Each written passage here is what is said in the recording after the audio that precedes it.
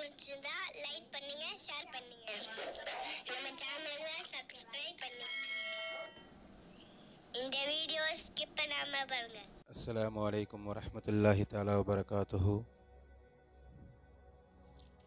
ரப்பி இஷ்ரஹ் லி சத்ரி வயஸ்ஸிர் லி அம்ரி வஹ்லுல் உக்ததம் மின் லிசானி யஃப்கஹு கௌலி. அல்ஹம்துலில்லாஹி ரப்பில் ஆலமீன் வல் ஆகிபத்து லில் முத்தகீன். அஸ்ஸலாத்து வஸ்ஸலாமு அலா நபியினால் முர்சலீன் வ ஆலிஹி வ அஸ்ஹாபிஹி அஜ்மஈன். அம்மா பஅத். ஃபக்கத் क़ால அல்லாஹு தஆலா ஃபில் குர்ஆனில் கரீம் வல் ஃபுர்கானில் மஜீத். بعد أعوذ بالله من الشيطان الرجيم بفضل بسم الله الرحمن الرحيم وقولهم إنا قتلنا المسيح عيسى بن مريم رسول الله وما قتلوه وما صلبوه ولكن شبه لهم وإن الذين اختلفوا فيه لفي شك منه وما لهم به من علم إلا اتباع الظن وما قتلوه يقينا. صدق الله العلي العليم. وقال نبينا رسول الله صلى الله عليه وسلم لا تقوم الساعة حتى ينزل فيكم ابن مريم حكما مقسطا فيكسر الصليب ويقتل الخنزير ويضع الجزية ويفيض الماء حتى لا يقبله أحد. رواه البخاري. أو كما قال عليه الصلاة والسلام. அளவற்ற அருளாளன் நிகரற்ற அன்புடையோன் அல்லாஹ்விற்கு எல்லா புகழும். நம்ம இறுதி மேலான நமது தலைவர் ஹதரத் ரசூலுல்லாஹி ஸல்லல்லாஹு அலைஹி வஸல்லம் அவர்கள் மீதும் அவர்களை பின்பற்றிய சத்திய சஹாபாக்கள், நாதாக்கள், ஷஹதாக்கள், முழு உலக முஸ்லீமான ஆண்கள், பெண்கள், குறிப்பாக இந்த ஜும்மாவுடைய அவையில் ஒன்று கூடியிருக்கின்ற நம் அனைவர் மீதும் ரப்புல் ஆலமீன் அல்லாஹு தஆலாவுடைய சாந்தியும் சமாதானமும் என்றும் என்றென்றும் நின்று நிலவட்டுமாக. அல்ஹம்துலில்லாஹ். அன்பான சகோதர பெருமக்களே, புனிதமான ரமதான் முடிந்து ஷவ்வால் மாதத்துடைய 3வது ஜும்மாவில் வீற்றிருக்கிறோம். கடந்த காலங்களில் நாம் சொன்னது போன்று ஒரு நினைவுபடுத்தலுக்காக பெருமானார் ஸல்லல்லாஹு அலைஹி வஸல்லம் அவர்களும் அவர்களை சார்ந்திருந்த சஹாபாக்களுடைய செயல்பாடுகளும் ரமதானுக்கு பிறகு இப்படி இருந்தது, யா அல்லாஹ் ரமதானுடைய எங்களுடைய ஆமால்களை கபூல் செய்வாயாக என்பதா. எனவே நம்முடைய எல்லா சமயங்களிலும் எல்லா நேரங்களிலும் ரமதானில் நாம் நோற்று நோன்புகள், நாம் தொழுத தராவி தொழுகைகள், தஹஜ் தொழுகைகள், நாம் செய்த தான தர்மங்கள், நாம் செய்த திக்ரு துவாக்கள், இவைகள் அனைத்தும் அல்லாஹு தாலா அங்கீகரிக்கப்பட வேண்டும் என்று அல்லாஹு தாலாவிடத்தில் அதிகமாக துவா செய்வோம். அல்லாஹு தாலாவால் அங்கீகரிக்கப்பட்ட நல்ல அலியார்களுடைய கூட்டத்திலே வல்ல இறைவன் நம் அனைவரையும் ஆக்கி நல்லொரு புரிவானாக. ஷவ்வால் மாதத்துடைய 3வது ஜும்மாவில் இருக்கிறோம். ஆங்கில அடிப்படையிலும் பார்க்கும் பொழுது ஏப்ரல் மாதத்துடைய 3வது ஜும்மா, 3வது வெள்ளிக்கிழமையில் இருக்கிறோம். இன்றைக்கு உலகம் முழுக்க கிறிஸ்தவர்கள் குட் ஃப்ரைடே, புனித வெள்ளி அல்லது பெரிய வெள்ளி என்ற பெயரில் இன்றைய தினத்தை கொண்டாடி கொண்டிருக்கிறார்கள். நீங்கள் உலகம் முழுவதும் சர்ச்சுகளில் பார்த்தா தெரியும், நேற்று இரவுகளிலிருந்தே களை கட்ட ஆரம்பித்து விட்டது. நேற்று இரவிலிருந்தே இரவு முழுக்க இபாதத்துகள், இன்றைக்கு பகலில் அவர்களுடைய வழக்கப்படி நோன்பு நோக்கின்ற செயல்பாடுகளை எல்லாம் பார்க்கலாம். இன்றைய தினத்திற்கு அவர்கள் பெயர் சூட்டியிருக்கிறார்கள் குட் ஃப்ரைடே, புனித வெள்ளி, ஹோலி ஃப்ரைடே, பிக் ஃப்ரைடே என்று பல பெயர்கள். இந்த வெள்ளிக்கிழமையை அவர்கள் கொண்டாடுவதற்கான அவர்கள் சொல்லுகின்ற காரணம், ஹதரத் ஈசா அலைஹிஸ்ஸலாத்து வஸ்ஸலாம் அவர்கள் இன்றைய தினம்தான் சிலுவையில் அறையப்பட்டார்கள், இன்றைய தினம்தான் மரணித்தார்கள், இன்றைய தினம் அவர்கள் தஃபன் செய்யப்பட்டார்கள், புதைக்கப்பட்டார்கள். சரியாக 3 தினங்களுக்கு பிறகு ஞாயிற்றுக்கிழமை மீண்டும் உயிர் தெழுந்தார்கள். அந்த உயிர் தெழுந்த தினம் ஈஸ்டர் டே, கல்லறை திருநாள் என்பதாக இந்த பிக் ஃப்ரைடேக்கு 2 நாள் கழித்து கல்லறை திருநாளை கொண்டாடுகிறார்கள். இது 2 தினங்களும் ஒன்றோடொன்று சம்பந்தப்பட்டது. அருமையான சகோதர பெருமக்களே, இப்போ சாதாரணமான ஒரு கேள்வி, ஜும்மாவில் நாம் அதை பற்றி பேசணும்? ஜும்மாவில் நமக்கு பேச வேண்டிய நிறைய தகவல்கள், நிறைய செய்திகள் இருக்கிறது. அதோடு நம்ம கடந்துடலாமே. ஏதோ வேறு ஒரு சமுதாயத்துடைய பண்டிகை தினத்தை, அந்த கொண்டாட்டத்தை பற்றி நாம் ஏன் பேசணும் என்றால், ஒரே பதில், ஹஜ்ரத் ஈசா அலைஹிஸ்ஸலாத்து வஸ்ஸலாம் அவர்களை பற்றி அல்லாஹும் பேசியிருக்கிறான், அல்லாஹுடைய ரசூலும் பேசியிருக்கிறார்கள். நம்முடைய குர்ஆன் ஹதீஸில் பேசப்படாத ஒரு நபரை பற்றி அவர்கள் கொண்டாடுகிறார்கள் என்றால் அப்பா லக்கும் தீனுக்கும் வலியதீன், இது உங்களுடைய மார்க்கம் உங்களுக்கு, எங்களுடைய மார்க்கம் எங்களுக்கு அப்படின்னு சலாம் சொல்லி அப்படியே கடந்து போயிடலாம். ஆனால் இங்கே இப்படி கடக்க முடியாது. இங்கே இந்த புனித வெள்ளி என்றால் என்ன என்பதை தெளிவுபடுத்த வேண்டிய பொறுப்பு ஒவ்வொரு முஸ்லிமுக்கும் இருக்கிறது. தெளிவு பெற வேண்டிய பொறுப்பும் ஒவ்வொரு முஸ்லிமுக்கும் இருக்கிறது. அப்படியே கடந்து போக முடியாது. இதில் இன்னொரு பிரச்சனை என்னன்னு சொன்னால், நம்முடைய சமுதாயத்தில் இருக்கக்கூடிய அதிகமான சிறு பிள்ளைகள் இந்த கிறிஸ்தவ கல்வி கூடங்களில் தான் பயின்று கொண்டு இருக்கிறார்கள். நமக்கு தெரியலை, நிறைய கிறிஸ்டின் ஸ்கூலில் குறிப்பிட்ட சில நாட்களில் சர்ச்சில் உட்கார வச்சு அவங்க சொல்லுகின்ற ஜெபங்களை எல்லாம் சொல்லும்படி வற்புறுத்தி கொண்டு இருக்கிறார்கள்.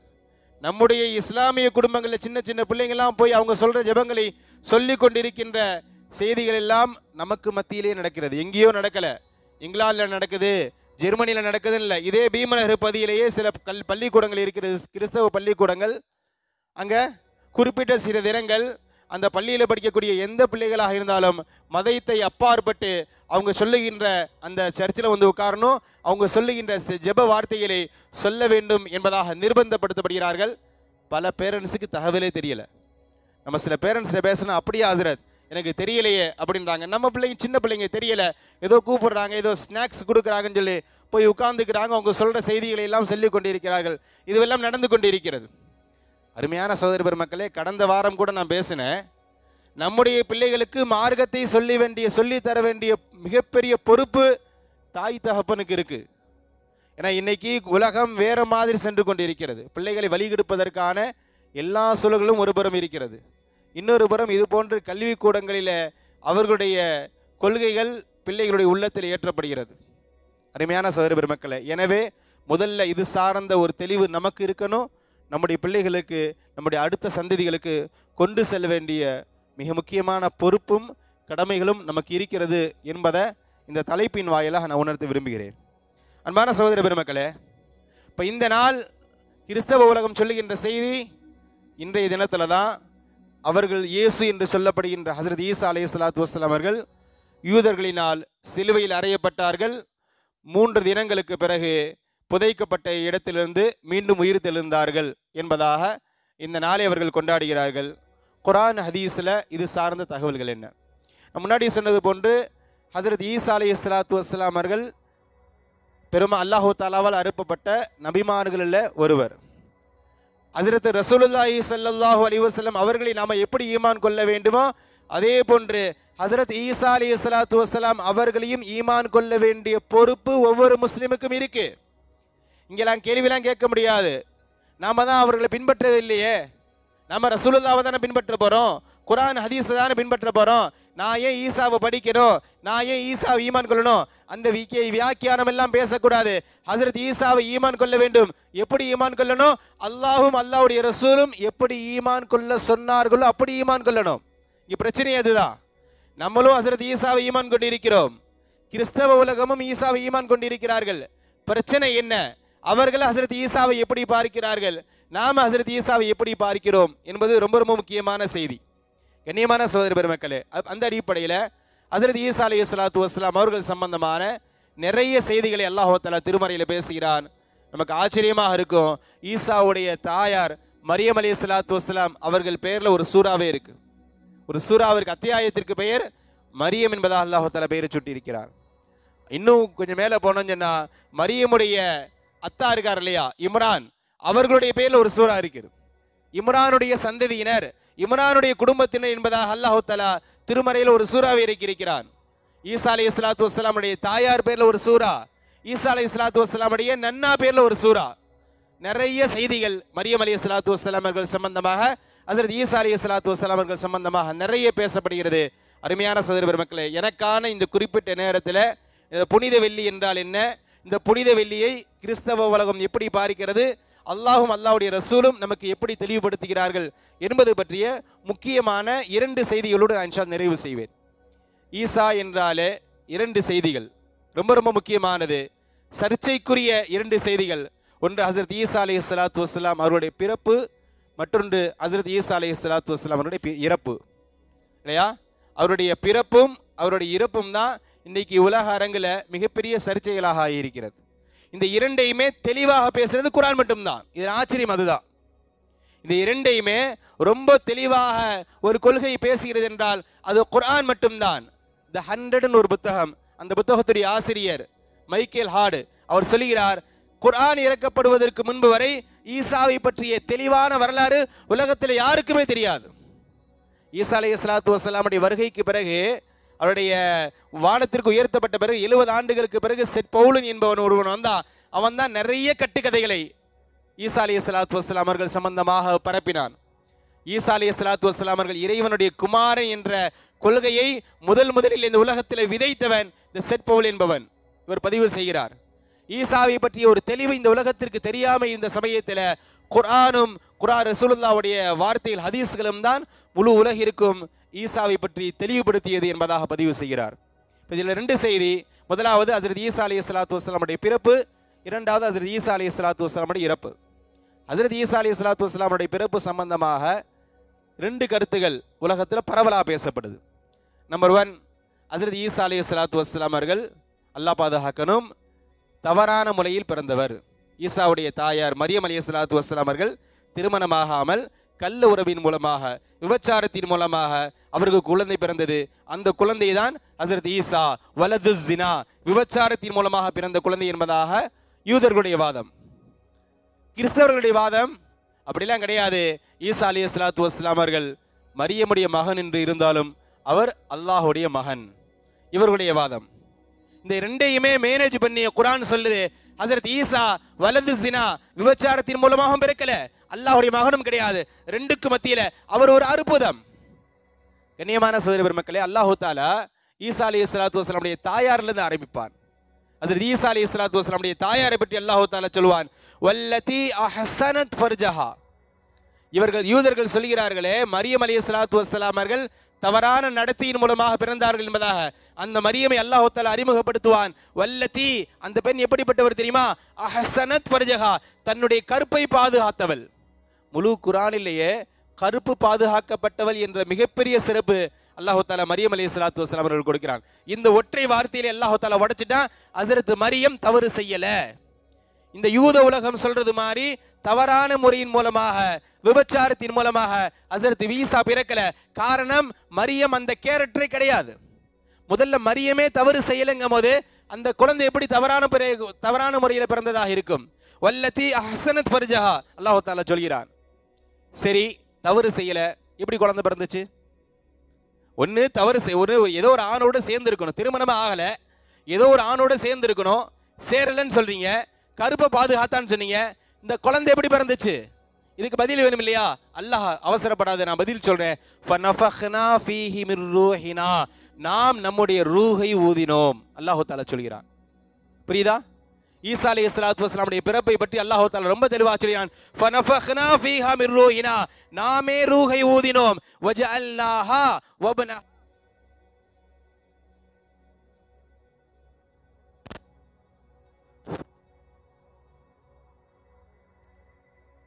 வஜஅல்னாஹா, ஹஜ்ரத் மரியம் அலைஹிஸ்ஸலாத்து வஸ்ஸலாம் அவர்களையும் அவருடைய மகனையும் கியாமத் நாள் வரை ஒரு அத்தாட்சியாக ஆக்குறோம் என்பதாக என்னுடைய ஏற்பாடு.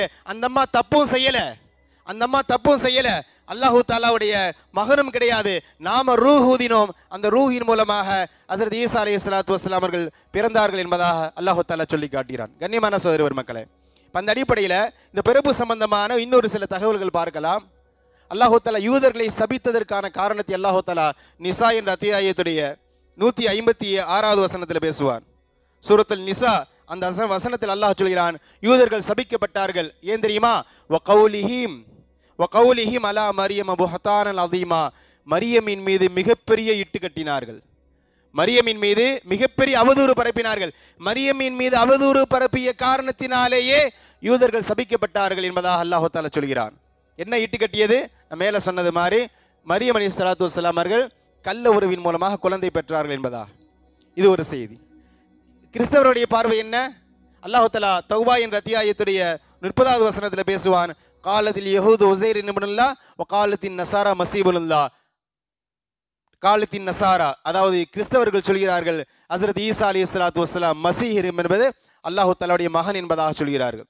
இப்போ 2 ஸ்டேட்மெண்ட், 2 ஸ்டாண்டு.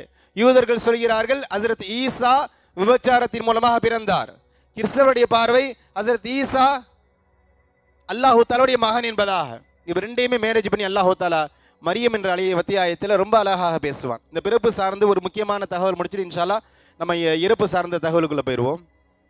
மரியம்னு ஒரு சூறா, அந்த சூறாவுடைய கிட்டத்தட்ட 30 வசனங்கள் வரைக்கும் முழுக்க ஹசரத் ஈசா அலைஹிஸ்ஸலாத்து வஸ்ஸலாம் அவருடைய பிறப்பு சம்பந்தமாகவும் மரியம் அலைஹிஸ்ஸலாத்து வஸ்ஸலாம் அவருடைய செய்திகள் சம்பந்தமாக அல்லாஹ் தாலா பேசுகிறான். இப்போ அல்லாஹ் தாலா அதில் சொல்லும் பொழுது ஹசரத் மரியம் அலைஹிஸ்ஸலாத்து வஸ்ஸலாம் குழந்தை பிறந்துருச்சு, குழந்தையோட வராங்க. வரும் பொழுது அங்கே இருக்க மக்கள்லாம் கேட்டாங்க, யா உஹ்த ஹாரூன். அவங்களுக்கு ஹாரூன் ஒரு சகோதரர் இருந்தார். மரியம் அலைஹிஸ்ஸலாத்து வஸ்ஸலாமுக்கு ஹாரூன் ஒரு சகோதரர் இருந்தார். ஹாரூனுடைய சகோதரிய மா கான அபூக்கி இம்ரஅ ஸௌ, உங்கள் அத்தா மோசமானவர் கிடையாது, கண்ட பெண்கள்கிட்டலாம் போகிறாள் கிடையாது. அபூக்கி இம்ரஅ ஸௌன மனைவியை தவிர்த்து எல்லா பெண்கள்கிட்டையும் போகிறது இல்லையா.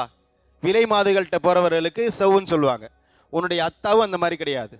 ஒமா கானத் உம்முக்கி பகியா, உங்கள் அம்மாவும் நடத்த கெட்டவ கிடையாது. என்ன சொல்ல வராங்கன்னு சொன்னால், நல்ல தாய் தகப்பனுக்கு பிறந்துட்டு நீ இப்படி ஒரு மோசமான காரியத்தை செய்யலாமா என்பதாக இவருடைய கேள்வி. சுற்றி இருந்தவங்களுடைய கேள்வி என்ன, உன்னுடைய தாயும் நல்லவ நடத்த கெட்டவ கிடையாது, உன்னுடைய தந்தையும் சமுதாயத்தில் மதிக்கத்தக்கவர், அவர் நபி, இம்ரான் அவருடைய பேர், சமுதாயத்தில் அவர் நபி இல்லையா, உன் தந்தையும் நல்லவர், இப்படி நல்ல தாய் தகப்பனுக்கு பிறந்துட்டு நீ இப்படி ஒரு மோசமான நடத்த கெட்ட காரியத்தை செஞ்சிட்டியே, இது நியாயமா என்பதாக அவர்களுடைய கேள்வி. கிட்டத்தட்ட அவர்களுடைய பாயிண்ட் ஆஃப்ல பார்க்கும்போது ஒரு நியாயமான கேள்விதான். ஏன்னு சொன்னால், திருமணம் முடிக்காமல் ஒரு பெண் குழந்தையோடு வரான எந்த சமுதாயம் ஏற்றுக்கொள்ளாது இவர்களுக்கு ஒரு அற்புதம்னு சொல்லி இல்லையா. இன்னைக்கு நம்முடைய குடும்பத்தில் ஒரு பெண்ணு திருமணம் முடிக்கலை, எனக்கு குழந்தை பிறந்துருச்சுன்னு சொன்னால், இன்னைக்கு நிறைய அறிவியல் வளர்ந்துருச்சு. வாடகை தாயெல்லாம் சொல்கிறாங்க, ஒரு ஆணோட சேரணும் என்பதான் இல்லை, ஒரு ஆண் பெண்ணுடைய ஸ்பேம் எடுத்து பெண்ணுக்குள்ளே வச்சு கூட இன்னைக்கு கர்ப்பம் தரிக்க முடியும், இன்னைக்கு சாத்தியம். ஆனால் அன்னைக்கு அதெல்லாம் சாத்தியம் இல்லை. இது எப்போ பேசப்படுதுன்னு சொன்னால், கிட்டத்தட்ட 2000 வருடங்களுக்கு முன்பு நடந்த சம்பவங்கள். அன்னைக்கு அதுவெல்லாம் சாத்தியம் இல்லை. இப்படி உன்னுடைய தாய் நல்ல தாய், உன்னுடைய தகப்பன் நல்ல தகப்பன், இப்படி நல்ல குடும்பத்தில் பிறந்துட்டு நீ இப்படி நடத்தக்கட்ட காரியத்தை பண்ணிட்டியேன்னு கேட்கும் பொழுது அல்லாஹ் தஆலா ஏற்கனவே சொல்லிட்டான், மரியமே நீ விளக்கம் சொல்லாத, நீ என்ன விளக்கம் சொன்னாலும் அவன் ஏற்றுக்க மாட்டான். புரியுதா? இந்த இடத்துல மரியம்லாம் பேச இது கூப்பிட்டு பயான் பண்ணலை, நான் அப்படி கிடையாது, இது ஜிப்ரீல் வந்தாரு எனக்கு ரூஹ் ஊதினாரு, இந்த விளக்கத்தை நீ சொன்னாலும் அவன் ஏற்றுக்க மாட்டான். இந்த விளக்கத்தை நீ சொன்னாலும் ஏற்றுக்க மாட்டான். அல்லாஹ் ஏற்கனவே சொல்லிட்டான், நீ எதையும் பேசாத, குழந்தையின் பக்கம் கை காட்டு, மற்றதை நான் பார்த்துக்கிறேன். அல்லாஹுடைய வார்த்தை அல்லாஹு தாலா சொல்லிட்டான். ஹஸரத் மரியம் அலைஹிஸ்ஸலாத்து வஸ்ஸலாம் ஒரே வார்த்தை, ஒரே ஒரு செய்தி தான் சொன்னாங்க, ஃபஅஷாரத் இலை. அல்லாஹு தாலா சொல்கிறான், ஒன்றுமே பேசலை, நான் நல்லவ, நான் பத்தினி, இந்த எந்த வியாக்கியானம் பேசலை. ஃபஅஷாரத் இலை, குழந்தையின் பக்கம் கையை காட்டினாங்க. அந்த சமுதாயம் கேட்டுச்சு, என்னை பார்த்தா கிறுக்கு, எங்களை பார்த்தா கிறுக்கு பயமாக இருக்கா, நீ ஏதோ தப்பு பண்ணிட்டு குழந்தைய பத்துட்டு வந்துட்ட, நான் ஓன்ட்ட கேட்டா நீ சம்பந்தம் இல்லாமல் குழந்தைய காட்டுற. காலு கைஃப நுக்கல்லிமு மன் கான ஃபில் பஹதி சபியா, இப்போதான் அந்த குழந்தை பிறந்திருக்கு, அந்த குழந்தை என்ன பேச போகுது, அந்த குழந்தை எப்படி பேச முடியும், நாங்கள் பேசுறது ஏதாவது விளங்குமா அந்த குழந்தைக்கு? சரி விளங்குனாலும் அந்த குழந்தையால் பதில் கொடுக்க முடியுமா? நீ என்ன மடத்தனமா அந்த குழந்தையின் பக்கம் கையை காட்டுறியேன்னு சொல்லி முடிக்கல, அல்லாஹ் பேச வச்சான். கால இன்னி அபுதுல்லா, அந்த குழந்தை பேசியது நான் அல்லாஹு தாலாவுடைய அடியார். அந்த குழந்தை பேசிய முதல் வார்த்தை. அருமையான சகோதர பெருமக்களே, ஹஸரத் ஈசா அலைஹிஸ்ஸலாத்து வஸ்ஸலாம் அவர்கள் பிறந்த அன்றைக்கே பேசினார்கள். பிறந்த அன்றைக்கே அவர்கள் பேசிய முதல் வார்த்தை கால இன்னி அபுதுல்லா, நான் அல்லாஹு தாலாவுடைய அடியார் என்பதா. அருமையான சகோதர பெருமக்களே, இந்த ஒரே வார்த்தையிலேயே அல்லாஹு தாலா யூதர்களுக்கும் பதில் சொல்லிவிட்டான், கிறிஸ்தவர்களும் பதில் சொல்லிட்டான். நான் மேலே சொன்னேன், யூதருடைய ஸ்டாண்ட் என்ன, ஹஸரத் மரியம் அலைஹிஸ்ஸலாத்து வஸ்ஸலாம் அவர்கள் விபச்சாரம் செய்து அதன் மூலமாக குழந்தை பெற்றார்கள் என்று. அல்லாஹு தாலா அந்த குழந்தை எப்போ பேசியதோ அங்கேயே முடிவாயிருச்சு, இங்கே ஏதோ ஒரு அற்புதம் நடந்திருக்குண்டு.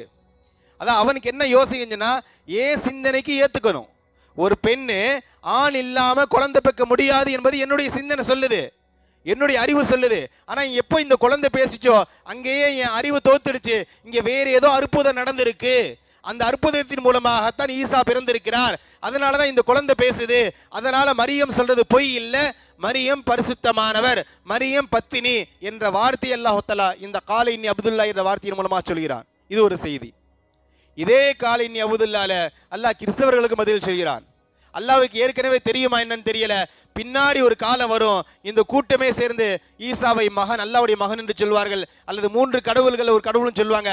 அதை அல்லாஹ் அங்கேயே உடைக்கிறான். ஈசா பேசிய முதல் வார்த்தை நான் அல்லாஹ்வுடைய மகன் இல்லை, நான் அல்லாஹ்வுடைய அடியார். எப்படி? நான் அல்லாஹ்வுடைய மகன் இல்லை. அவர் சின்ன உதரவாதி. கால இன்னி அபுதுல்லா, நான் அல்லாஹ்வுடைய அடியார். ஆத்தானியல் கிதாப், அல்லாஹ் எனக்கு வேதத்தை வழங்கி இருக்கிறான். வஜஅல்னி நபியா, அல்லாஹ் என்னை நபியா ஆக்கியிருக்கிறான். அது ஈசா அலைஹிஸ்ஸலாத்து வஸ்ஸலாம் பேசுகிறார்கள். கண்ணியமான சகோதர பெருமக்களே, இந்த வரலாற்று செய்தி அல்லாஹ் தஆலா திருமறையில் சொல்வதன் மூலமாக நமக்கு சொல்லுகின்ற மிக முக்கியமான தகவல், யூதர்களுடைய கூற்றும் தவறு, கிறிஸ்தவருடைய கூற்றும் தவறு. ஹஜ்ரத் ஈசா தவறான முறையிலும் பிறக்கல, ஹஜ்ரத் ஈசா அல்லாஹ்வுடைய மகனும் கிடையாது. ரெண்டுக்கும் நடுவில் அவர் ஒரு அற்புதம், அல்லாஹ் தஆலாவுடைய தூதர். இது பிறப்பு சார்ந்து. அதே போன்று பிறப்பில் எப்படி ஒரு குழப்பம் இருக்கோ அதே மாதிரி ஒரு குழப்பம் தான் அது ஈசா அலைஹிஸ்ஸலாத்து வஸ்ஸலாம் அவருடைய இறப்பும் சம்பந்தமாக இருக்கு. யூதருடைய ஒரே வாதம், நாங்கள் தான் கொன்னோம். எப்படி? எங்களுடைய கையாலேயே நாங்கள் அடிச்சு கொன்னோம், நாங்கள் தான் அவளை சிறுவையில் அடைச்சோம், நாங்கள் தான் புதைச்சோம் என்பதாக அவர்களுடைய வாதம். இதே கொள்கையில தான் கிறிஸ்தவரும் இருக்கிறார்கள். ஈசா சிலுவையில் அறையப்பட்டார், ஈசா புதைக்கப்பட்டார் என்பதா. எங்க பிரச்சனைன்னு சொன்னா, கொன்னு புதைச்சிட்டோம், அவர் திரும்ப வரலை என்பது யூதருடைய வாதம் கிடையாது. 3 நாளுக்கு பிறகு திரும்ப உயிர் தெழுந்து வந்தார் என்பதாக கிறிஸ்தவருடைய வாதம். நல்லா விளங்கிக்கோங்க. 2 பேரும் ஒரே கோட்டில் ஒன்று சேர்றாங்க. ஹஜ்ரத் ஈசா சிலுவையில் அறையப்பட்டார், ஹஜ்ரத் ஈசா பூமியில புதைக்கப்பட்டார். இது கிறிஸ்தவருடைய வாதம். இந்த வாதத்தை யூதர்களுடைய வாதம். இந்த வாதத்தை கிறிஸ்தவர்களும் ஏற்றுக்கொள்கிறார்கள். எங்க வித்தியாசம் சொன்னா, புதைச்சாலை பண்ணி சிலுவையில் அரைஞ்சலப்பா, நீ பூமியில புதைச்சலப்பா, ஆனா எங்களுடைய இரட்சகர் 3 நாளுக்கு பிறகு திரும்ப எழுந்து வந்துட்டாரு, அவர் தான் இந்த உலகத்தை ரட்சித்துக் கொண்டிருக்கிறார் என்பதா கிறிஸ்தவருடைய வாதம். இது ரெண்டையுமே அல்லாஹ் தஆலா உடைக்கிறான். பிறப்பில் எப்படி 2 தவறான வாதத்தை அல்லாஹ் உடைக்கிறானோ அதே போன்று இறப்பிலும் அல்லாஹ் தஆலா 2 தவறான வாதங்களை உடைக்கிறான். அதனுடைய யூதர்களுடைய வார்த்தையை பார்த்து அல்லாஹ் தஆலா சொல்கிறான், இன்னா கதல்னல் மஸீஹ ஈஸா இப்னு மரியம் ரசூலுல்லாஹ், நாங்கள் தான் மசீஹை கொலை செய்தோம். 157வது வசனம், மாயிதா என்ற சூராவுடைய 157வது வசனத்தில் யூதர்களுடைய வார்த்தை அல்லாஹ் தஆலா சொல்கிறான், நாங்க தான்ப்பா கொன்னோம் என்பதா. அல்லாஹ் தஆலா பதில் சொல்கிறான், ஒமா கதலூஹு, அவர்களை அவர்கள் கொலை செய்யவில்லை. ஒமா சலபூஹு, ஈசாவை அவர்கள் சிலுவையில் அடைக்கவும் இல்லை. எப்படி? ஈசா கொலை செய்யப்படவும் இல்லை, ஈசா சிலுவையில் அறையப்படவும் இல்லை. பிறகு ஒரு சம்பவம் நடந்திருக்கே, ஒருத்தரை சிலுவையில் அரைஞ்சிருக்காங்களே, ஒருத்தரை புதைச்சிருக்காங்களே, இதுக்கு என்ன செய்தி? அதுக்கு குர்ஆன் சொல்லுகிறது, வலாக்கின் ஷுப்பிஹ லஹும், ஈசாவுடைய உருவம் இன்னொருவருக்கு கொடுக்கப்பட்டது. அதான் இஸ்லாத்துடைய ஸ்டாண்டு. நம்ம சொல்லணும் இல்லையா, புனித வெள்ளி சம்பந்தமா கிறிஸ்தவர்கள் சொல்றாங்க, ஈசா இன்றைய தினம் சிலுவையில் அறையப்பட்டார்கள் சொன்னீங்களே, ஆனா அரைஞ்ச சம்பவம் நடந்திருக்கு, அப்ப என்னதான் அதை மறுக்கிறீங்களே? இஸ்லாத்துடைய பார்வை என்ன சொன்னா, ஆமா நடந்தது உண்மைதான், ஆனா நடந்தது ஹஜ்ரத் ஈசாவிற்கு இல்லை. வலாக்கின் ஷுப்பிஹ லஹும், ஈசாவை எவன் காட்டி கொடுத்தானோ அவனுக்கு அல்லாஹ் தஆலா ஈசாவுடைய உருவத்தை கொடுத்தான். இன்னல்லதீன இக்தலஃபு ஃபீஹி லஃபீ ஷக்கி மின்ஹு, இன்னைக்கு வரைக்கும் அவர்கள் குழப்பத்திலேயே தான் இருக்கிறார்கள். அல்லாஹ் தஆலா சொல்ல, இன்னைக்கு வரைக்கும் அவன் குழப்பத்திலேயே இருக்கிறான். அவன் சொல்றான் இல்லையா, நாங்க ஈசாவை கொலை செய்தோம் என்று. மாலஹும் பிஹி இல்லத்திபா அல்-தன்னி, அது அவனுடைய யூகம். அவன் தேர்தலில் கணிக்கிற மாதிரி, மழை வந்தாலும் வரலான்னு கணிக்கிற மாதிரி, அது அவனுடைய யூகம். ஒமா கத்தலூஹு யக்கீனா, நான் உறுதியாக சொல்கிறேன், ஹஜ்ரத் ஈசாவை அவர்கள் கொலை செய்யவில்லை, ஹஜ்ரத் ஈசா உயர்த்தப்பட்டு விட்டார் என்பதாக அல்லாஹ் தஆலா திருமறையில் சொல்கிறான். இப்போ இந்த இடத்துல அல்லாஹ் தஆலா டிக்ளேர் செஞ்சுட்டா, ஹஜ்ரத் ஈசாவை அவர்கள் சிலுவையில் அறையவில்லை, ஹஜ்ரத் ஈசாவை அவர்கள் கொலை செய்யவில்லை, ஈசாவுடைய உருவம் இன்னொருவருக்கு கொடுக்கப்பட்டது. வரலாறு நீண்ட வரலாறு, உங்களுக்கு சுருக்கமாக சொல்றேன். ஹஜ்ரத் ஈசா அலைஹிஸ்ஸலாத்து வஸ்ஸலாமுடைய ஏகத்துவ பிரச்சாரம் யூதர்களுக்கு எரிச்சல் ஊட்டியது. ஏற்கனவே பல நபிமார்களை கொலை செய்தவர்களுக்கு முடிவு செய்கிறாங்க, ஹஜ்ரத் ஈசாவையும் கொலை செய்யணும் என்று. ஈசாவுடைய 12 சீடர்களில் ஒருவனுக்கு பெயர் சர்ஜீஸ். அவன் சொன்னா, ஈசாவை நான் கட்டி கொடுக்குறேன்னு சொல்லி ஒரு மாட மாதிரி ஒரு ரூம் இருந்தது, அந்த ரூமுக்கு அழைச்சிட்டு போறான். உள்ள போகும் பொழுது, தஃப்சீர்களை பார்க்கிறோம், உள்ள போகும் பொழுது ஹஜ்ரத் ஈசா உயர்த்தப்பட்டு விட்டார். ஈசாவுடைய உருவம் அந்த சர்ஜீஸ் என்பவனுக்கு வழங்கப்பட்டது. உள்ள போனவங்க இவன் தான் ஈசான்னு சொல்லி பிடிச்சிட்டு வந்துட்டாங்க. ஈசாவுடைய முகத்தை பார்த்துருக்கிறாங்க. அந்த இடத்துல அவன் எவ்வளவு சொன்னாலும் யாரும் கேட்க தயார் இல்லை இல்லையா. என்ன மாதிரியே ஒரு முகம் வச்சுக்கிட்டு, நான் தான் அல்லது வாணியமாட இமாம்னு சொன்னேன், அப்படியே டிக்டோ என்ன மாதிரியே இருக்கிறான், யாரும் ஏற்றுக்க மறுக்க மாட்டாங்க இல்லையா. அதே மாதிரிதான் ஹஜ்ரத் ஈசா வானத்தின் பக்கம் உயர்த்தப்பட்டார். ஈசாவுடைய உருவம் சர்ஜீஸ்க்கு வழங்கப்பட்டது. அவனை பிடிச்சிட்டு வந்தாங்க, சிலுவையில் அரைஞ்சாங்க, அவனை புதைத்தார்கள். இதுதான் செய்தி. கண்ணியமான அல்லாஹ் தஆலா சொல்கிறான், ஹஜ்ரத் ஈசா வானத்தின் பக்கம் உயர்த்தப்பட்டார்கள், ஹஜ்ரத் ஈசா வானத்தின் பக்கம் உயர்த்தப்பட்டார்கள். இவர்கள் சொல்ற மாதிரி 3 நாளுக்கு பிறகு ஹஜ்ரத் ஈசா திரும்பவும் உயிர் தள்ளல. இந்த கதையை சொன்னது நான் மேலே சொன்ன மாதிரி செட் பவுல்னு ஒருத்தன் வந்தான் இல்லையா, ஈசா அலைஹிஸ்ஸலாத்து வஸ்ஸலாமுடைய காலத்துக்கு பிறகு 70 ஆண்டுகளுக்கு பிறகு இவன் தான் ஈசா சம்பந்தமான எல்லா கருத்துக்களையும் எல்லா கொள்கைகளையும் உலகத்துக்கு பரப்பியவன் இந்த செட் பவுல். இவன் ஒரு யூதர் கிறிஸ்தவர்கள் ஒரு நல்ல கொள்கையில் இருக்கிறாங்க. இன்னும் சொல்ல போனா ஹஜ்ரத் ஈசா அலைஹிஸ்ஸலாத்து வஸ்ஸலாமுடைய காலத்திற்கு பிறகு சுமார் 100 ஆண்டுகள் வரைக்கும் ஈசாவை யாரும் கடவுள்னு சொல்லலை. ஈசாவை இறைவனுடைய தூதர் என்றுதான். நம்ம எப்படி ரசூலுல்லாஹ் இறை தூதர் என்று சொல்றோமோ இப்படிதான் அவர்கள் ஏற்றுக்கொண்டிருந்தாங்க. இந்த பவுல் என்ற யூதர் வந்தான், இவன் இந்த கிறிஸ்தவர்கள் வழிகளுக்கணும். அவன் தான் புதிய ஒரு கருத்தை திணிச்சான், ஈசாவும் இறைவனுடைய மகன் என்பதாக. இன்னொரு கருத்தை சொன்ன பிரிண்டினியை சொல்லுவாங்க, முக்கடவுள் கொள்கை என்று. பிதா சுதன் பரிசுத்த ஆவி என்று. இந்த பரிசுத்த ஆவிதான் ஹஜ்ரத் ஈசா அலைஹிஸ்ஸலாத்து வஸ்ஸலாம் என்ற முக்கடவுள் கொள்கையிலையும் இன்னைக்கு கிறிஸ்தவ சமுதாயத்தில் இருக்கக்கூடிய எல்லா பிளவுகளுக்கான அடிப்படையான காரணம் இந்த செட் பவுலின் போன் தான். கண்ணியமான சகோதர மக்களே, அல்லாஹ் தஆலா சொல்கிறான், ஹஜ்ரத் ஈசா ஒரு ராஃபியுக இலைக்க, நாம் உம்மை நம்மின் பக்கம் உயர்த்தி கொண்டோம் என்பதா. இப்போ வரைக்கும் 2வது வானத்தில் ஹஜ்ரத் ஈசா அலைஹிஸ்ஸலாத்து வஸ்ஸலாம் இருக்கிறார்கள். இதுவரைக்கும் மரணத்தை சுவைக்கவில்லை. பின்னாடி மரணத்தை சுவைப்பார்கள். கிதாபுகளில் ஈசா அலைஹிஸ்ஸலாத்து வஸ்ஸலாம் சம்பந்தமாக பார்க்கிறோம். ஈசா 33 வயசில் உயர்த்தப்பட்டார். அதே 33 வயசு எப்படி உயர்த்தப்பட்டாரோ அதே நிலையில தான் திரும்பவும் பூமிக்கு இறக்கப்படுவார், திரும்பவும் வருவார். இந்த 2 செய்தி அல்லாஹ், இந்த ஈசா உயர்த்தப்பட்டதில் 2 செய்தி அல்லாஹ் சொல்கிறான். ஒன்று, ஈசாவுடைய நுபுவத் முடிஞ்சிருச்சு. அவர் எப்போ உயர்த்தப்பட்டாரோ அப்பொழுதே அவர் நபித்துவம் முடிஞ்சிருச்சு. திரும்பவும் வரும் பொழுது நபியாக வரமாட்டார். ஹஜ்ரத் ரசூலுல்லாஹி ஸல்லல்லாஹு அலைஹி வஸல்லம் சமுதாயத்தில் ஒரு நபராகத்தான், இன்னைக்கு ஒரு தலைவராகத்தான் பூமியின் பக்கம் இறக்கப்படுவார். நம்பர் 1. நம்பர் 2, வானத்தில் அவருடைய காலம் நிறுத்தப்பட்டு இருக்கு. எப்படி உயர்த்தப்பட்டாரோ அதே போன்றுதான் இன்ஷா அல்லாஹ் அவருக்கு திரும்பவும் வருவார் என்பதாக அல்லாஹ் தஆலாவுடைய தூதர் நமக்கு நிறைய செய்திகள் சொல்கிறார். இறுதியாக ஒரு செய்தியோடு நான் முடித்துக் கொள்வேன்.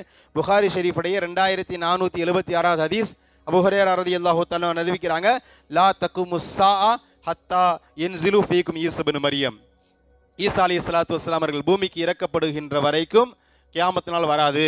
அவர் இறங்குவார். ஹக்கமம் முக்ஸிதன், நியாயமான நீதமான ஒரு ஆட்சியாளராக இருப்பார்.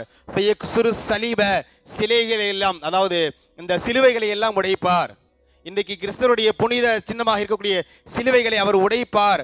வயக்குத்துல் ஹின்ஸீர, பண்டிகளை கொலை செய்வார். வயதவுல் ஜிஸியத, அவர் முஸ்லிம்களின் மீது ஜிஸியா போடப்பட்டு இருக்கும் சில ஊர்கள் சில நாடுகளில் அந்த ஜிஸியாவை வரிகளை உடைப்பார். ஃபயஃபீதுல் மா, அந்த காலம் செல்வம் பெருக்கெடுத்து ஓடும். ஹத்தா லா யக்பிலு ஹாதன், செல்வத்தை வாங்குவதற்கு ஆள் இருக்க மாட்டார்கள். அது மாதிரியான ஒரு காலம் வரும். அந்த காலம் வருகின்ற வரை கியாமத் நாள் வராது என்பதாக அல்லாஹ் தஆலாவுடைய தூதர் சொல்கின்ற செய்தி புகாரி ஷெரீஃபில் பதிவு செய்யப்பட்டுள்ளது.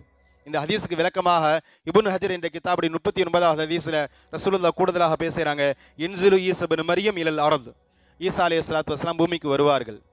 ஃபயதஸவ்வஜு, திருமணம் முடிப்பார்கள். அதுக்கு முன்னாடி திருமணம் முடிக்கல, திருமணம் முடிப்பார்கள். ஃபயூலதுலஹு, அவர்களுக்கு குழந்தை பிறக்கும். வயம்குது ஹம்ஸம் வரபைன சனா, 45 ஆண்டுகள் பூமியில் வாழ்வார்கள். தும்ம யமூத்து, பிறகு வஃபாத் ஆகுவார்கள். ஈசா இதுவரைக்கும் வஃபாத் ஆகல. ஒரு மனிதருக்கு ஒரே ஒரு முறைதான் மவுத்து. ஹஜ்ரத் ஈசா உயர்த்தப்பட்டார், திரும்ப பூமிக்கு வருவார், திருமணம் முடிப்பார், குழந்தைகளை பெற்பார், தஜ்ஜாலை கொலை செய்வார், திருமணம் 45 ஆண்டுகள் பூமியில் வாழ்வார். அதற்கு பிறகு வஃபாத் ஆகுவார். பெருமானா சொல்வாங்க, ஃபயுதுஃபனு மஇ ஃபீ கப்ரி, என்னுடைய கபரிலே அவர்கள் அடக்கப்படுவார்கள்.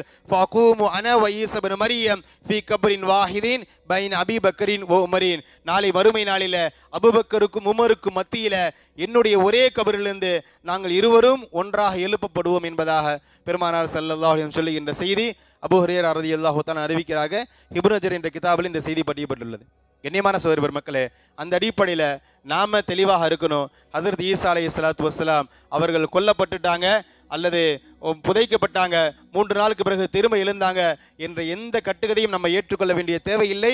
இதற்கான எந்த ஆதாரங்களும் கிடையாது. ஹஜ்ரத் ஈசா உயர்த்தப்பட்டு விட்டார், மீண்டும் பூமிக்கு வருவார், சில காலங்களுக்கு பிறகு திரும்ப வஃபாத் ஆகுவார் என்பதுதான் குர்ஆனும் ஹதீஸும் நமக்கு சொல்லுகின்ற செய்தி.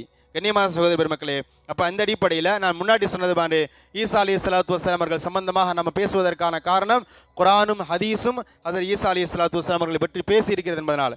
இறுதியாக ஒரு சில செய்திகளோடு நான் இன்ஷா அல்லாஹ் முடித்துக் கொள்வேன். இந்த மைக்கேல் ஹார்ட் என்பவர் சொல்கிறார், ஈசா அலைஹிஸ்ஸலாத்து வஸ்ஸலாம் அவர்கள் உயர்த்தப்பட்ட அந்த சிலுவையில் அறைந்தார்கள் சொன்ன இல்லையா, சர்ஜிஸ். இதற்கு பிறகு 300 ஆண்டு காலங்கள் அந்த இடம் குப்பை மேடாகத்தான் இருந்தது. அந்த இடத்திற்கு குமாமா என்பதாக பெயரை சுட்டுகிறார். அரபியில் குமாமா என்றால் குப்பை மேடு என்று பொருள். ஈசா அலைஹிஸ்ஸலாத்து வஸ்ஸலாமுடைய தெளிவான தகவல்கள் கிறிஸ்தவ உலகத்தில் இல்லை. குர்ஆன் ஹதீஸில் சொல்லப்படுகின்ற செய்திகள் வேற எந்த சமுதாயத்திலும் வேற எந்த கொள்கையிலும் ஈசாவை பற்றியோ மரியமை பற்றியோ கிடையாது என்பதாக பதிவு செய்கிறார். அருமையான சகோதர மக்களே, இந்த மைக்கேல் ஹார்ட் நிறைய கேள்விகளை கிறிஸ்தவர்களுக்கு வைக்கிறார் இல்லையா? இந்த நாள் புனித நாள்னு சொல்றீங்க, கொஞ்சம் யோசிச்சு பாருங்க. நீங்கள் யாரை இறைவனுடைய மகன் என்று சொல்கிறீர்களோ அவர் இன்றைய தினம் சிலுவையில் அறையப்பட்டார், அவர் இன்னைக்கு மரணித்தார்னு சொல்லிங்களே, மரணித்த வெள்ளி உங்களுக்கு துக்கமான வெள்ளியாக பேட் ஃப்ரைடே தானே இருக்க முடியும். எப்படி நீங்கள் புனித வெள்ளி என்பதாக சொல்கிறீர்கள் என்பதாக கேள்வி எழுப்புகிறார் இல்லையா?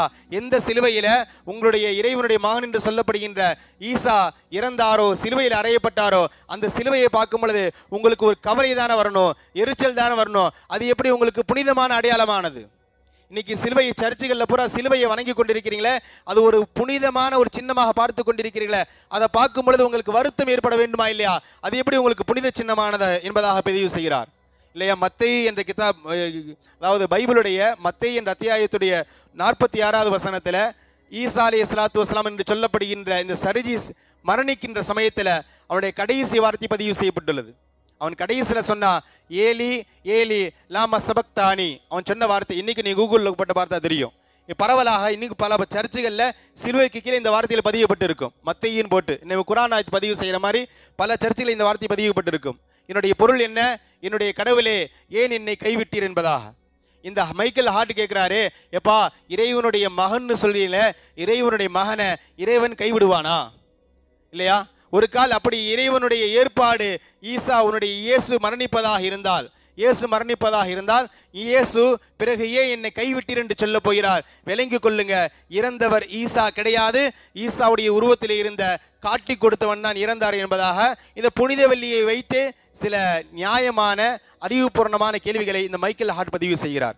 கண்ணியமான சகோதர பெருமக்களே, அந்த அடிப்படையில் ஹஜ்ரத் ஈசா அலைஹிஸ்ஸலாத்து வஸ்ஸலாம் அவர்கள் சம்பந்தமாக இஸ்லாத்துடைய நிலைப்பாடு, ஹஜ்ரத் ஈசா அல்லாஹு தாலாவுடைய மகன் கிடையாது, ஹஜ்ரத் ஈசா அல்லாஹு தாலாவுடைய அடியார். அதனால தான் ஈசா அலைஹிஸ்ஸலாத்து வஸ்ஸலாம் எங்கெல்லாம் பேசுகிறாங்களோ அவங்க அடிக்கடி சொல்கிற வார்த்தை ரப்புன் அல்லாஹ் ரப்பி வ ரப்புக்கும் அல்லாஹ், உங்களுக்கும் எனக்குமான ரப்பு அல்லாஹ் என்பதாக திருமறையில் பல இடங்களில் பேசுகிறார். மற்ற நபிமார்கள் கூட இந்த மாதிரி சொல்றதில்ல. எங்கெல்லாம் ஈசா பேசுகிறாங்களோ அங்கே எல்லா இடத்திலும் அல்லாஹ் சொல்கிற வார்த்தை ரப்பி வ ரப்புக்கும் அல்லாஹ், என்னுடைய ரப்பும் அல்லாஹ் தான், உங்களுடைய ரப்பும் அல்லாஹ் தான், அந்த அல்லாஹ்வின் பக்கம் வாருங்கள் என்பதாக மக்களை அழைத்ததாகத்தான் திருமறையில் பார்க்கிறோம். கண்ணியமான சகோதர பெருமக்களே, இன்றைய புனித வெள்ளியை கிறிஸ்தவர்கள் பல கருத்துகள் சொல்லலாம், பல கட்டுக்கதைகள் சொல்லலாம், யூதர்கள் பல கட்டுக்கதைகள் சொல்லலாம். இஸ்லாத்துடைய தெளிவான நிலைப்பாடு, ஹஜ்ரத் ஈசா இதுவரைக்கும் மரணிக்கவில்லை, அவர்கள் சிலுவையில் அறையப்படவில்லை, அவர்கள் கொல்லப்படவில்லை, வானத்தின் பக்கம் உயர்த்தப்பட்டு விட்டார்கள். பின்னால் அல்லாஹ் தஆலா பூமியில் இறக்கச் செய்வான். அதற்கு பிறகு அவர்களுக்கான சில கடமைகளை நிவர்த்தி செய்த பிறகு இயற்கையாக மரணம் ஏற்படும். அதற்கு பிறகு ஹஜ்ரத் ஈசா அலைஹிஸ்ஸலாத்து வஸ்ஸலாம் அவர்கள் மரணிப்பார்கள் என்பதுதான் குர்ஆன் ஹதீஸ் நமக்கு சொல்லுகின்ற தெளிவான நிலைப்பாடு. இதை முழுமையாக விளங்குவோம். நம்மளுடைய பிள்ளைகளுக்கு சொல்ல வேண்டிய பொறுப்பு நமக்கு இருக்கிறது. அல்லாஹுடைய ரசூலும் குர்ஆனையும் ஹதீஸையும் எப்படி விளங்க வேண்டுமோ அப்படி விளங்கக்கூடிய நல்ல தௌஃபீக்கை ரப்புல் ஆலமீன் நம் அனைவருக்கும் தந்து நல்ல புரிவானாக. வாஹிரது அல்ஹம்துலில்லாஹி ரப்பில் ஆலமீன். அஸ்ஸலாமு